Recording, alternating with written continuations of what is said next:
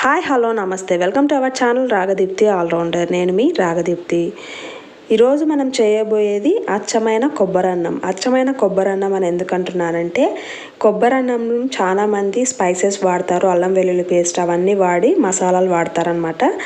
అవన్నీ వాడడం వల్ల మనకు పచ్చి కొబ్బరిలో ఉన్న ఫ్లేవర్ మనకు తెలియదు. సో అందుకనే నేను అవేమీ వాడకుండా కొబ్బరి ఫ్లేవర్ వచ్చేటట్టు కొబ్బరి అన్నం ప్రిపేర్ చేస్తున్నాను. మీరు ట్రై చేయండి. ముందుగా నా ఛానల్ సబ్స్క్రైబ్ చేసుకోని వాళ్ళు ఉంటే ప్లీజ్ సబ్స్క్రైబ్ చేసుకోండి. ముందుగా పచ్చి కొబ్బరిని ఇలా చిన్న చిన్న పీసెస్గా కట్ చేసి పెట్టుకున్నాను. వాటన్నిటిని మిక్సీ జార్లో వేసి మిక్సీ పట్టుకోండి. ఎటువంటి వాటర్ వేయకుండా ఓన్లీ పచ్చి కొబ్బరి పీసులు వేసి మిక్సీ పట్టేసుకోండి.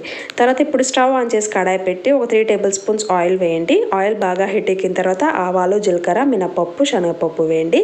తర్వాత కొన్ని వేరుశెనగ గుళ్ళు, పల్లీలు అంటారు, శనగిత్తనాలు అంటారు కదా, అవి రైస్కి మధ్యలో ఈ పల్లీలు తగులుతుంటే చాలా టేస్టీగా ఉంటుంది. సో అందుకనే అవి కూడా వేసి పల్లీలు బాగా వేగిన తర్వాత సన్నగా తరుక్కున్న ఒక ఆనియన్, పచ్చిమిర్చి ఇలా కట్ చేసేసుకోండి. కొద్దిగా కరివేపాకు.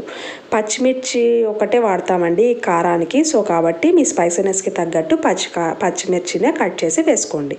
ఇవన్నీ త్వరగా మగ్గడానికి కొద్దిగా సాల్ట్ వేసి బాగా ఫ్రై చేస్తున్నాను.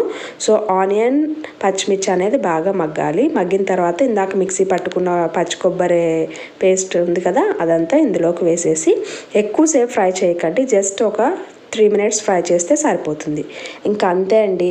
ఎటువంటి మసాలాలు వేయాల్సిన అవసరం లేదు. గరం మసాలా, చికెన్ మసాలా ఏమీ వేయకండి. అల్లం వెల్లుల్లి పేస్ట్ కూడా వేయకండి.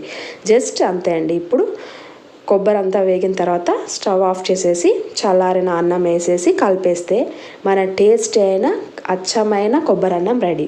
సో ఇలా తిన్నామంటే మనకు ఆ పచ్చి కొబ్బరిలోని కమ్మదనం అనేది మనకు తెలుస్తుంది. సో రైస్ వేసాం కదా, దానికి సరిపడా సాల్ట్ కూడా వేసి బాగా మిక్స్ చేసి ఇందాక చల్లారిన అన్నం వేసాం కదా, తిరిగి అది వేడయ్యేంత వరకు స్టవ్ ఆన్ చేసి వేడి చేసుకొని సర్వ్ చేసుకుంటే ఇది లంచ్ బాక్స్కైనా బాగుంటుంది, ఈవినింగ్ నైట్ డిన్నర్కైనా బాగుంటుంది. సో మీకు నా వీడియోస్ నచ్చినట్టయితే please like, share and subscribe to my channel Ragadeepthi allrounder.